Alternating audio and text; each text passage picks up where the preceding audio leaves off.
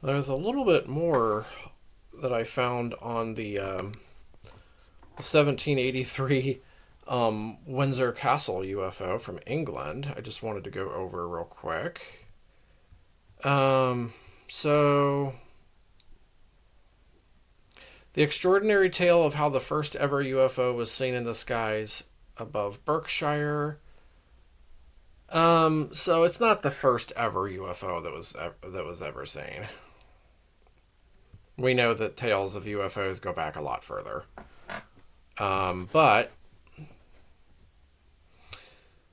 um, let's see.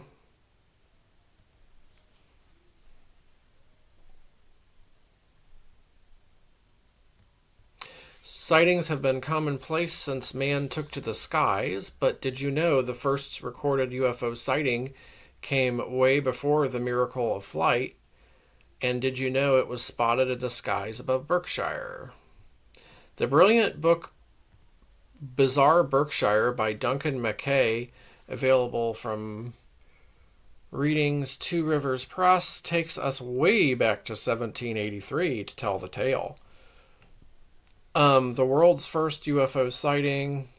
Photography was years away in 1783, so the first sighting of a UFO had to be etched. It was created by painter and Royal Academician Paul Sandby, or Sandby, maybe, after an extraordinary incident in Windsor. It happened on August 18th at around 9 p.m.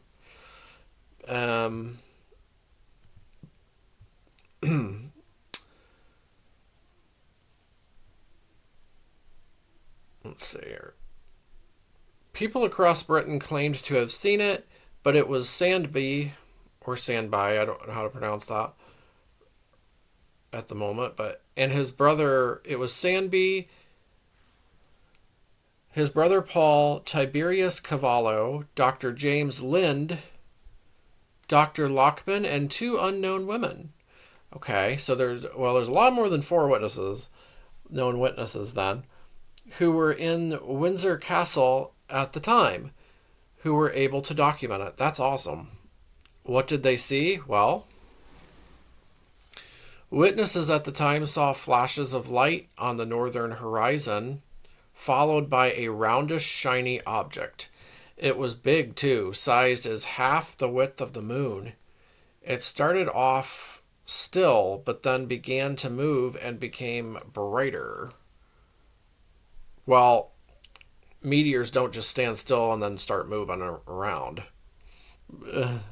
It became oblong-shaped and so bright it illuminated the whole landscape. Then the object developed a tail and several luminous bodies, each with its own tail. What? Then it disappeared.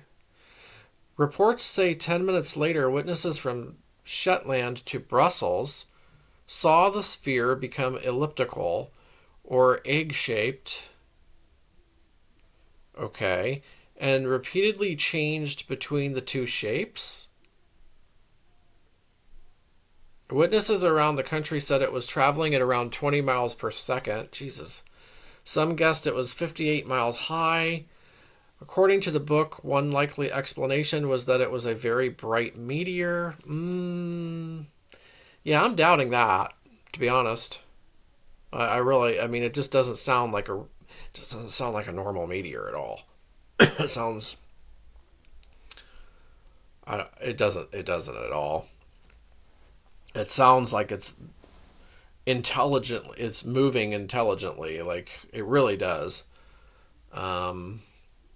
Like it's moving with some intelligence to it.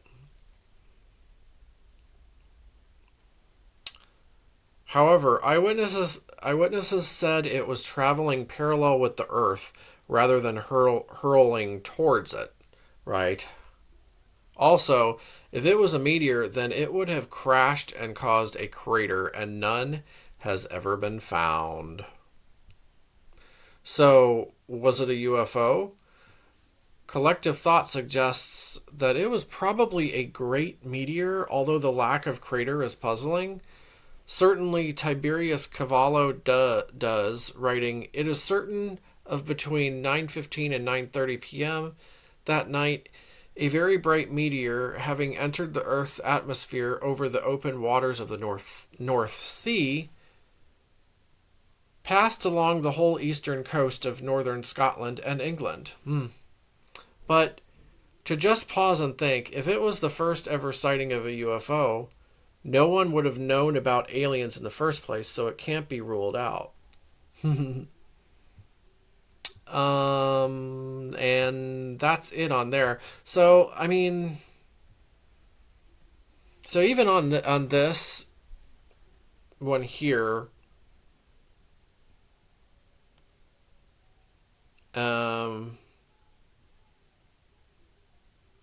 half the width of the moon, that's pretty big. See, it says it started off still, but then began to move and became brighter. Illuminated the whole landscape?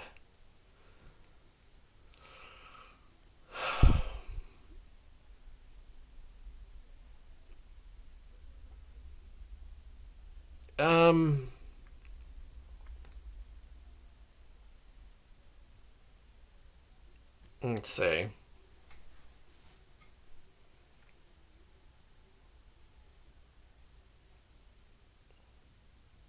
I don't know. It just does not, to me, it just doesn't sound, it doesn't sound like a meteor at all.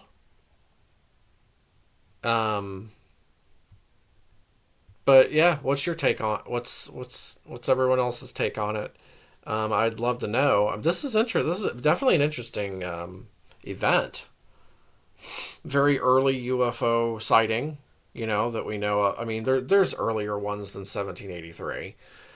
But I mean, this is a very early, maybe more well-known event.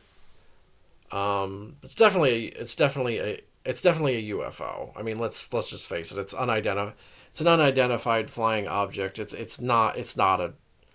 It couldn't have been just a normal meteor. I don't think. But that's the story, and got a few more details there from the first video.